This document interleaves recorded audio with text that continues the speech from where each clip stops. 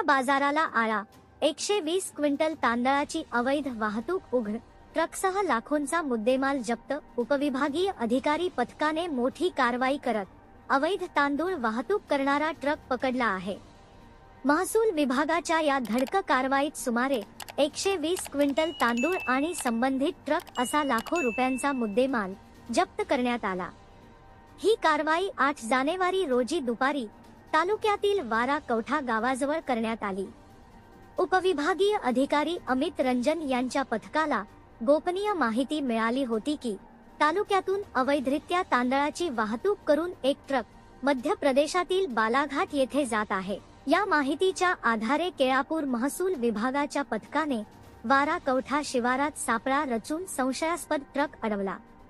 तपासणी दरम्यान MP 22H1236 क्रमांकाच्या ट्रकमध्ये मोठ्या प्रमाणात तांदळाचा साठा आढळून आला. प्राथमिक चौकशीत हा तांदूळ बालाघाटकडे नेला जात असल्याचे निष्पन्न झाले. या प्रकरणी मनोज कुमार, राहणार बालाघाट, मध्य प्रदेश या ट्रक चालकाला ताब्यात घेण्यात आले आहे.